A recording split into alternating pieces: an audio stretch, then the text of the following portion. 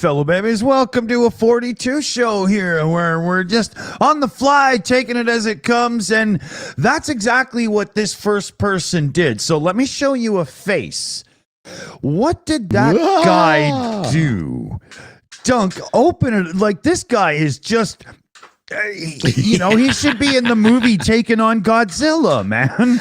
Yeah. What do you do when you're wondering what's on the menu tonight? It turns out it's you. A man has miraculously managed to fend off a deadly python after it attacked him during a motorcycle ride on December the 20th. Julio Aliero, 48, was riding through a rural road in the town of why they do this to it? Antequera in Bohol, Philippines. I got the Philippines. I can do that one. Yeah. When a gigantic 10-foot venomous serpent appeared through the grass, stopping him in his tracks. Hang on. Is it venomous? It's a python. What are you talking about? Stopping immediately, the guy thought that the snake would simply continue across the path. But he was sadly mistaken, as it soon made his way towards him. Like, it must have been really fast. With little time to think, the reptile sunk its teeth into his arm and quickly wrapped itself around his waist. Injured and losing blood quickly, the man had to make a last-ditch attempt to save his life and choose to grab the python's head and bite its neck. There are pictures. There are pictures. There's pictures of him and pictures of the snake. After taking huge chunks of flesh out of the neck of the python, dude! Yeah, look at it. It began to weaken and eventually went limp. Yeah, like me, I'd have gone limp. After making his way to a nearby house for help, they called for a medic who helped the guy's injury. You scroll down and you'll see a picture of him, the state mess he was in as well. Oh, my God. Look at how big that freaking snake is. Oh, 10 foot. Okay. Yeah, look at it. Look at that guy. Wow. The state he's in. Yeah, thankfully he escaped without any life-threatening injuries, as the snake missed any of the major arteries in his wrist. But he even managed to provide a meal for the local villagers, who he said grilled the snake over a fire and ate it. That would feed a village, that snake. Wow. Look at here. Let me bring this back up to the head here. Okay. Now, let me just zoom that in so you get it. Look at. He took a chomp out of that like a lion would a freaking zebra. Look at that, man. That's insane. That is absolutely insane. I don't know I would have that kind of wherewithal in me to do that. If you had I'll just go, oh no, there's a snake biting me. Yeah, you just go, gnaw at it. I just can't imagine. Yeah, I mean, it would take me 5 or 6 minutes at least to do that to a steak, let alone an animal trying to eat me. Yeah, I don't think my teeth could handle it. Exactly. Holy. So, let's say your name is Pootler, and all of a sudden, all your Richie friends can't get their cool new electric cars like Teslas and Rivians and stuff anymore because of sanctions, right? Which have properly been put there. What do? You send your best and your brightest and the designers that can make you a car that can really compete on the world stage, and you end up with this freaking thing. I'm not kidding. That Fiat Multipla front-end looking monstrosity is Russia's answer to the electric car industry. It's like it's an extra from Cars, Pixar's Cars. It didn't quite make the casting call. Yeah, this one took the short bus to school. What does it run on? Like 3D cells? Probably. No pedal cart. Yeah, and it looks like it's a decently sized van, but have a look at the picture. Look at the bodywork behind the front door in front of the rear wheel. This thing is kind of like the size of a Volkswagen Golf two-door, but it's this tall, ugly monstrosity. And look at the front end. We were laughing about this pre-show, but it looks like you could just simply push it with your finger and watch it flex like that plastic packaging we all hate on things that you order from Amazon, right? It does have like a lovely scoop in the front, like you could just lie across it and just like get snuggled in there as you're being dragged along the road. That is one of the ugliest things I've ever seen. We really do need to have a banana in there for scale, just so we know what's going on. Exactly. What are we talking about? The banana's probably powering it or driving it. Yeah, actually, yeah. You know, there's probably 3 or 4 banana power in a vehicle like that. So, oh, poor little car. yeah. So, how many Santa Clauses does it take to drunkenly block a street? Throngs of Santa Claus is what it takes, as people dressed as Santa descended on New York City for the annual SantaCon charity pub crawl. I've never heard of this. No, I don't want to either. It sounds like a bunch of assholes. The booze-fueled stroll, which included no shortage of Grinches, elves, and other themed Christmas themed costumes like Jesus or donkeys or whatever. I don't know. Yeah, came just as Mary. It kicked off at 10 a.m. in bars and clubs in Midtown Manhattan, where revelers are expected to make their way downtown, where the festivities end at 8 p.m. in the East. 8 p.m., that's where I'm just getting started. They must have been suzzled. Look at the guy on the left and the guy in the middle. Neither one of those two could handle drinking for 4 hours straight anywhere. They already look like idiots in this picture. Can you imagine? There must have been cleanup crews just picking up drunk people all over. Yeah, they looked like they were pre-gaming, the night before. Yeah. But the organisers encouraged participants to donate $15 to enter participating venues, which they have said will go to charitable causes. That's a bit of an odd way to say it, but yeah, it'll eventually go there. You have to spend $15 just to go into a place dressed as Santa to drink. That's screwy. And it might go to charitable causes. It might not. And it might, yeah. Yeah. The New York Police Department also reminded revelers that the city's open container laws prohibit consuming alcohol in the street still applies. It's okay, you can open carry, but drinking in the streets? No. Are you insane? Oh, yeah, and bail money. You're right, Skits. Yeah. Yeah, there's a lot of Santas locked up on that day for sure. What an odd thing to do. Everybody dress up so we can spend way more than we need to go drinking at 10 a.m. Yeah, right. Yeah, and meanwhile you got vicars telling kids that Santa doesn't exist, and the kids are crying. Yeah. So you take them out to New York and see all these drunken Santas crawling up the street. It's hard. Yeah. Santa's real. He exists, and look at them all. Yeah, exactly. Pissed as newts. Yeah, he's a slobbering drunk, but he's there.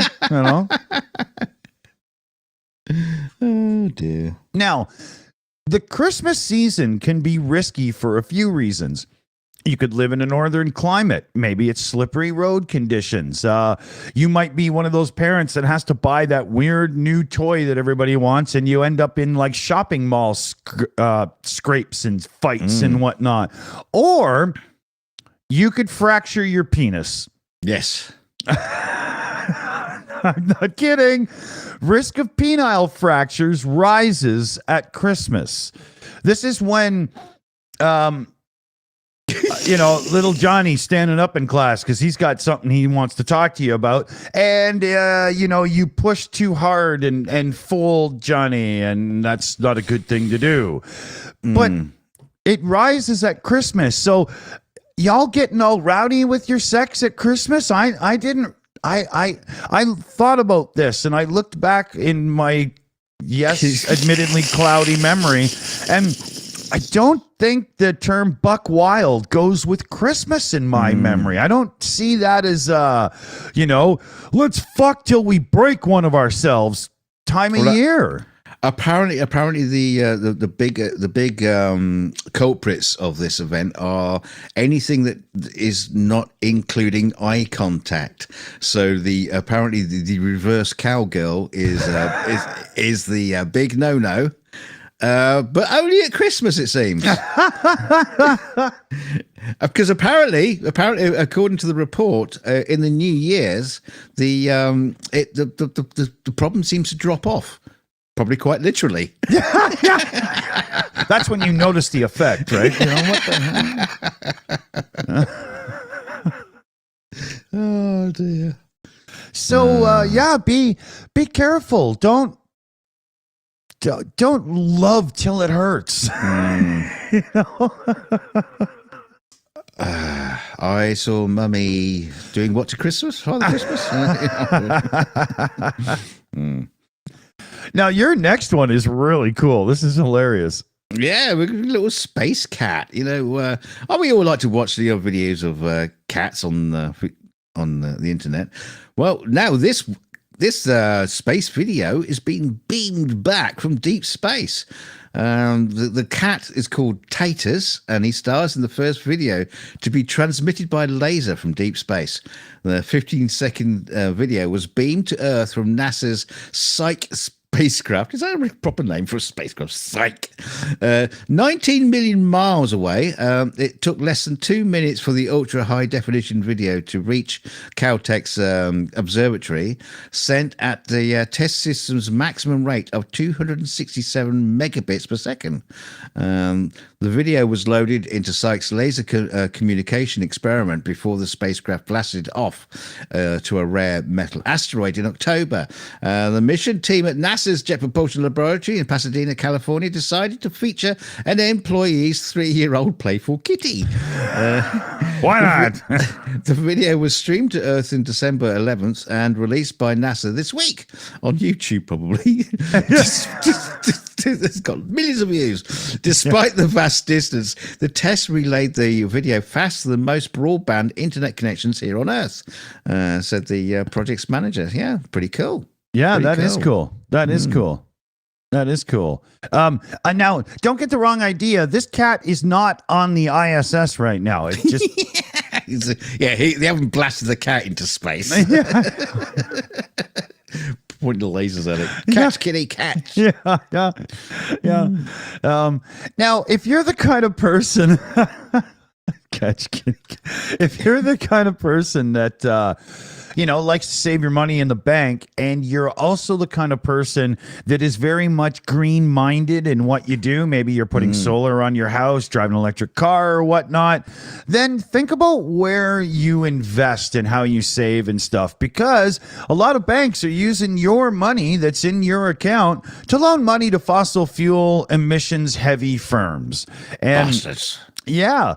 So, I mean, if you just need a place to store money and a savings account, interest is good enough and that works for you, you're probably not dealing with that much cash anyway. But for those that care, that actually matters, right? You don't want your money going to fund some horrible, nasty, drudge it at a tar, thing they're going to do or something, right? See, how do they actually decide this? Because when you got money in the banks lend the money all over the place. It's like where are they making the decision that your money specifically is being used by bad guys? Yeah. That hippie that just left put his money in the fossil fuel column. He's a vegan. Yeah, definitely. Yeah. We'll put his money into fossil fuels. If you go into your bank smelling of patchouli oil, you can pretty much guarantee they're going to do this to you.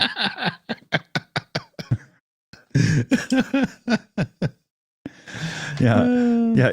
Tie-dye is not the path to green money savings. Yeah. Oh, dear. Okay, kitty. Oh yeah, and you got a whole thing for cats tonight, don't you? Yeah, more cats. Yeah. More cats. Instead of more cats in space, these cats you can see from space. Yeah. 3 enormous kittens, slugging up with fish and snoozing, have popped up thanks to the hard work of a rice farmer. Here we go. Names again. Tanya Pong Kalakakaham, a full-time factory worker and part-time farmer, has tackled a pet project. Wow. Yeah, get that. That turns flooded fields into art. Working alongside an artist, they created a sketch of a sleeping cat and enlisted 200 helpers to use a drone and help draw the cat on the paddy field. That's really cute. The painting was done by hand to make sure each section had the correct rice color and harvest as expected 140 days after planting.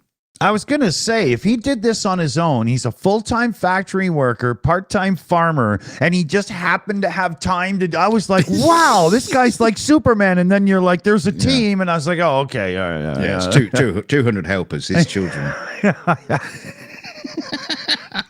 But I love it. It's cute. That's really cool. Yeah. Yeah. He said he hopes that by marrying it with art and science, it might help promote tourism and farming in his hometown, an hour's drive from the Tay-Lao border. Okay, I'm sorry, but if you spend even $2,000 and take an actual trip to go and see these, I'm not sure that's true. No, I'll wait till it comes into my into my supermarket as a curry. Yeah, go to I'll Machu just eat it. Picchu or something. Enjoy yourself. Don't just go look at this. But it's cool. I mean, they're cool. I'm glad we got to see the pictures, but I'm not paying to go there. Yeah, but the aliens going to get confused when they see it. They're looking for the lines in Peru and they're finding cat pictures everywhere. It's like, what the hell's going on here? Yeah. So Giorgio Tsoukalos from Ancient Aliens is like, but how will they find me again? When we left them, they were civilized. Now look at them; they're making cat pictures on the. Are we going to super chat from Yvonne Way? Woohoo! What does it say? Is it good job? Hey, I was able to read it, and it's got a thumb up thing. I wonder, does this do a? Yeah, look, I do a little stupid thing. Hold on, I can see. Yeah, see. Yeah, but there's some better ones. I can do this one for like a super chat. That looks pretty cool. Good job. But I just probably summoned the devil or something, right? Thanks, Yvonne. Here. Yeah, that's true. We don't need two. True. I summoned myself. Wonder why I would do that. Sounds tiresome. Where should we go here? Doggy poops. No? Yeah, no, but I this is an update on something we already covered. So okay. PlayStation was about to have to take out all the Discovery TV shows that it sold you. You purchased these TV shows to watch from the Sony PlayStation shop, but they were about to take them away anyway. You get what I'm at? Like, that's already stupid. But Sony and whoever owns Discovery, Warner Brothers, have come to an agreement, I'm sure based on money. You think? Yeah.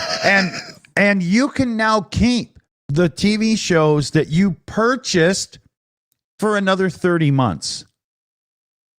Does anybody... Should the American, Canadian, and so on governments not instantly just step in and take Sony to court right away and say, no, these people own that shit, right? I mean, I'm yeah. Surely, if you bought a digital copy, and they're going to remove it so you can't actually access it anymore, surely they should at least give you a hard copy version of it. Yeah, exactly. Just strip the digital rights management off for those that paid for it because they purchased it. They didn't rent it. They're not like, this isn't Netflix. These are purchases. It's nonsense. It's nonsense. So I hope this becomes a bigger thing. But this, along with the what's it named, beeper fight with iMessage and everything, have regulators looking into things. There's reports on it. So, I think coming this year, some of these companies are going to get a big slap. Or maybe not. Depends on how the money is being transferred. Yeah, that's true. Behind closed doors. Oh, yeah. That never happens at all, right? No. Yeah. Pants, underpants, it really doesn't matter how you say it. You know what we're talking about. Yeah, get your pants on display. The town of Tiverton in Devon recently unveiled its Christmas lights, but they're rather more risque than the council regime intended. You can see the little Christmas puddings there. In fact, the giant sparkly string lights, which was reported to have cost £50,000, will remain in place for the next 3 years. Look more like giant underwear than Christmas puddings. Yeah. The town's committee chair, Sue Griggs, told the BBC, their Father Christmas's sparkly pants, and they're great. It looks like somebody hung their laundry up and it's just happened to be all glittered and stuff, I know.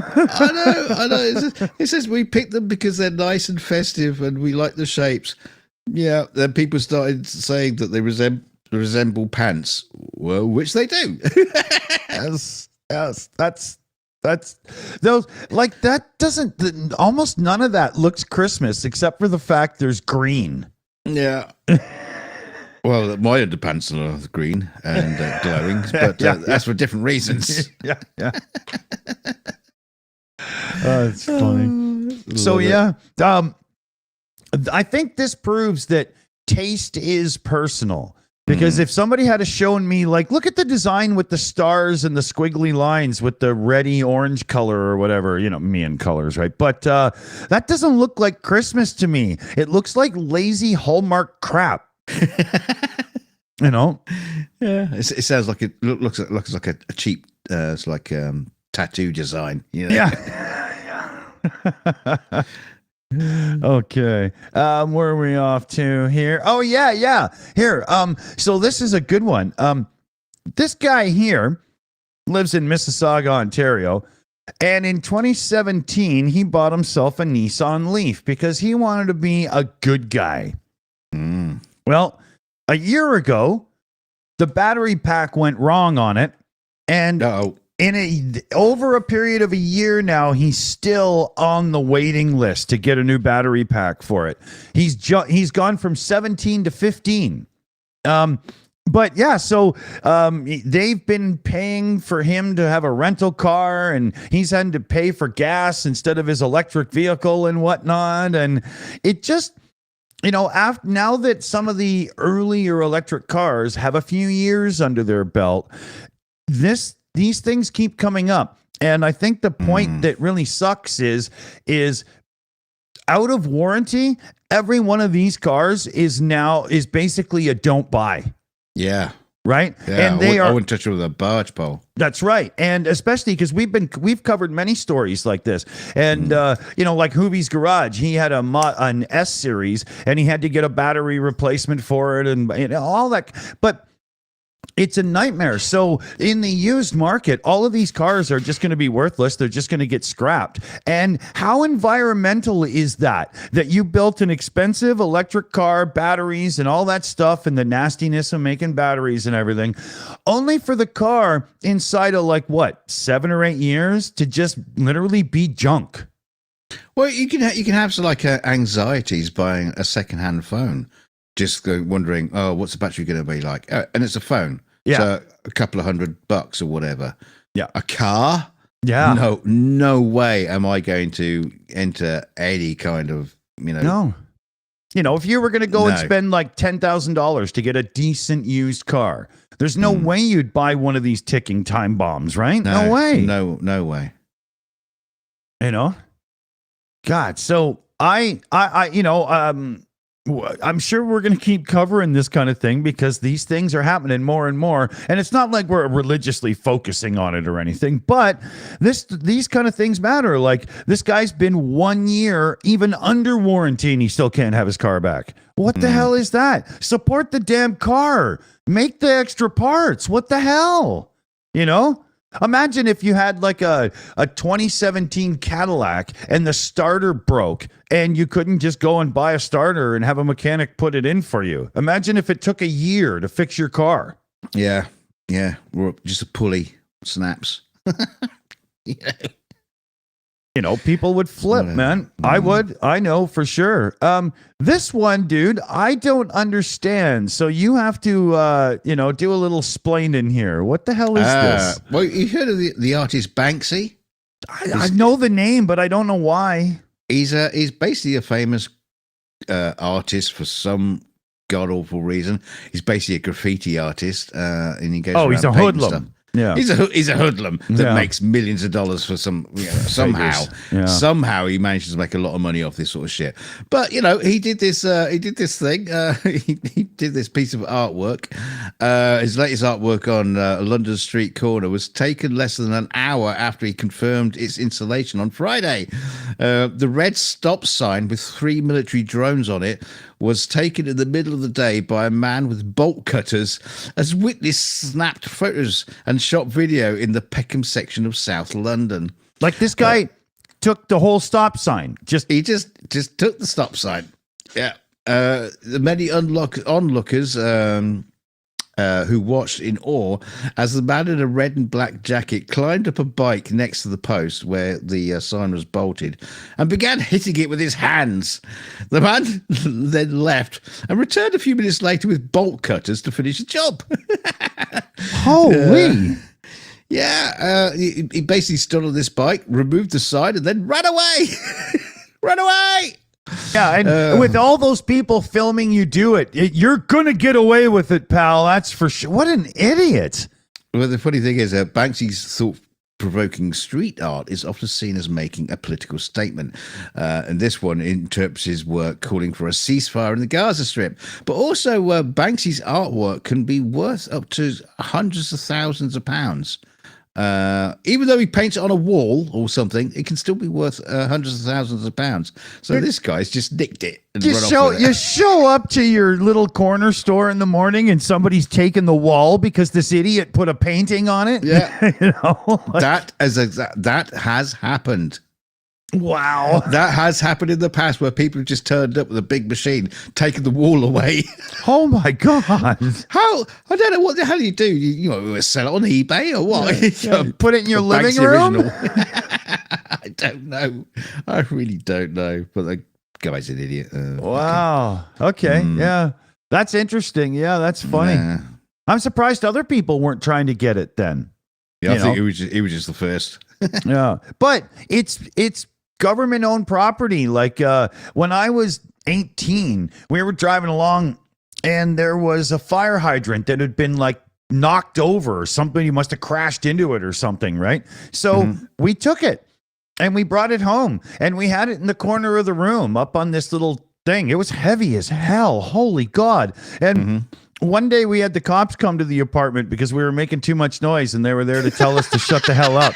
And I opened the door and the guy goes, "Hey, you're making too much noise. You're getting complaints. You got to tone it down." I was like, "Okay, cool." And then he looks and he goes, "Is that a real? You can't have that." It's a souvenir. Yeah. So a couple hours later, a couple of city guys showed up and grabbed it. It was funny. Yeah. And then they probably just threw in a tip. Yeah. I mean, it was probably broken because it got smashed or whatever. Like, I don't know, Yeah. But yeah.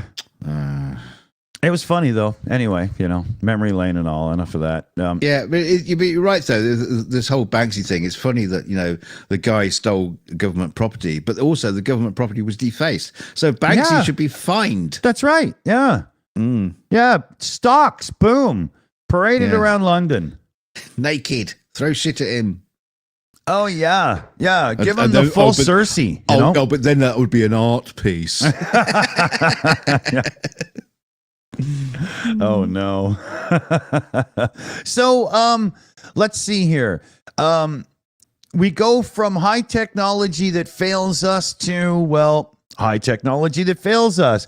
Yeah, I'm sure most people have heard of the Hyperloop, Oh yes. Yeah. Well, they just filed for bankruptcy. It's over. No. Yeah, it's done. They're looking for buyers to buy up the technology and stuff. It's all being wrapped up. Done. Oh. Yeah. Just too expensive to develop, not enough people in on it, right? You know, I don't think they were anywhere near as far along as they led people to believe in the beginning. I wouldn't doubt there's fallout from this. Yeah. You know, but yeah, it's over. So that sucks. You know, I thought it was a neat idea because, you know, if you could have these underground tunnels going from place to place and they're really fast and stuff for a lot of people, that makes sense. Good idea. You know, I don't really go places, so it doesn't, you know, matter to me, you know. It's the sort of thing that you think be in like those new futuristic cities that are being built in Saudi Arabia, you know, that big, huge mega project they got building out there. Yeah. It's the sort of thing that will be good for that, but I guess it just don't work. Yeah. You know, not enough people care yet, right? It's too public transport for big money to be in on it now, you know? Yeah. Let me look here. We have a member message. Oh, yes, we do. From Lauren. Yeah. Been a member for like 5 months now, but that could be like there's an you know, from renewals and stuff and whatever. But it's got Santa and a tree, and I think that's Mrs. Claus too. Happy ho-ho, y'all. That's a good one. Thanks, Lauren. Thank you very much. We also had a tip to the shills come in, but I'm waiting to see if there's like maybe another notification that comes in because I don't want to dox anybody, right? You know, there's no extra message or anything, you know? Yeah. Let me see if there's anything like that name in the thing here. We'll come back to it a little bit later. Yeah. I'll check and see if I can't get better information. But it was a $10 direct donation, so thanks. You know, very much so. Yeah. Let us know if that was from you, right? Because then that's well, easier. I don't have to look so hard. Yeah. Or maybe it was just someone else watching another stream and just clicked the wrong thing. Yeah. And if that's the case, just pretend. Come on, you know, it's all right. Yeah, our mods, they should be in other people's streams, just putting the links out for with donations to this channel. That'd be great. Right, we'll move on. Yeah, Wales got a little bit of a shaky, wakey up. An earthquake has hit a small town in Wales, leaving shaken residents complaining the tremor struck with a bang. And it's not the first time the country has felt a quake in this year. Residents in a rural village have been left shaken after an earthquake struck with a bang. The countryside town of Capel Cymel in Penllyn in Gwynedd, South Wales. You got off easy on that, to be honest. This is Wales. Yeah.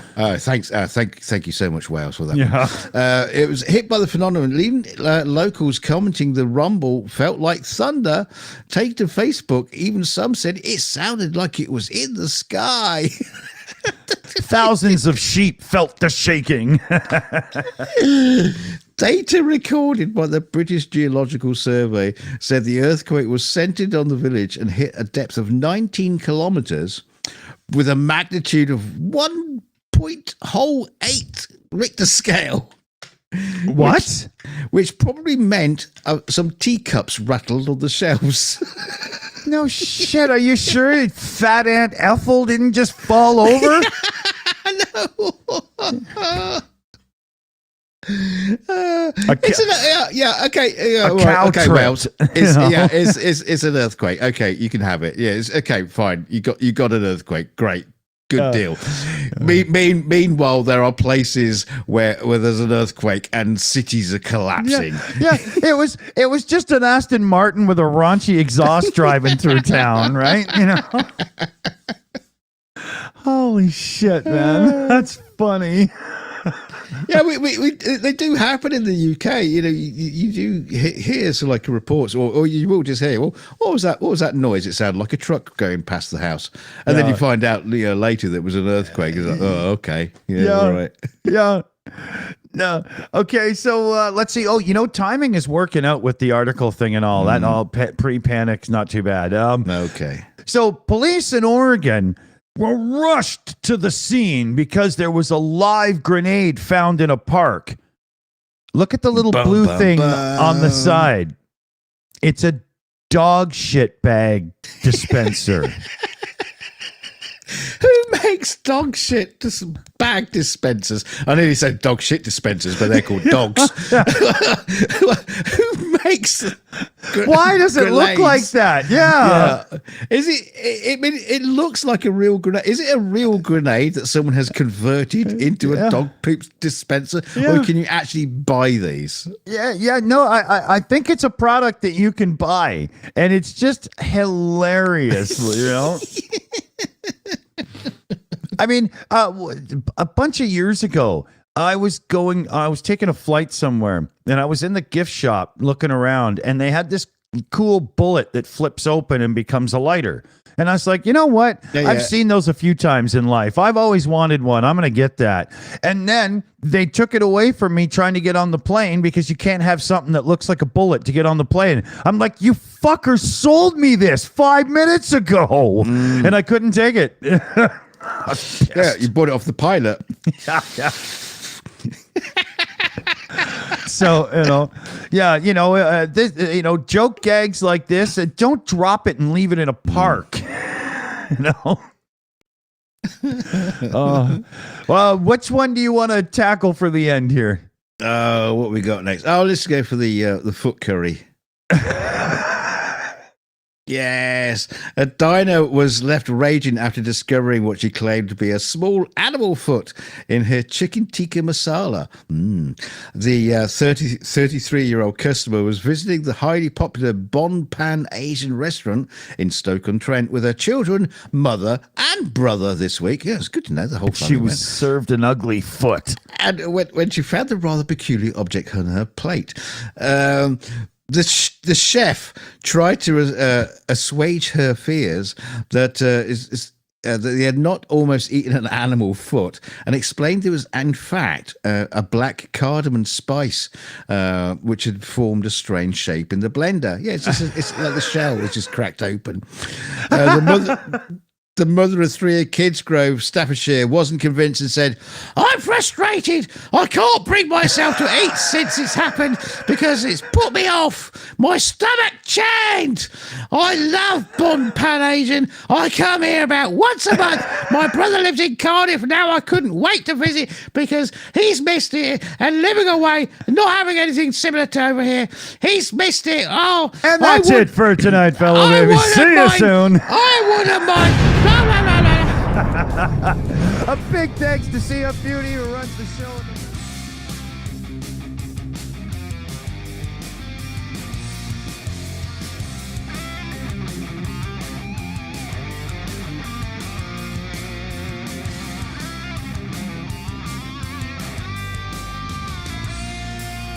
Thank you very much.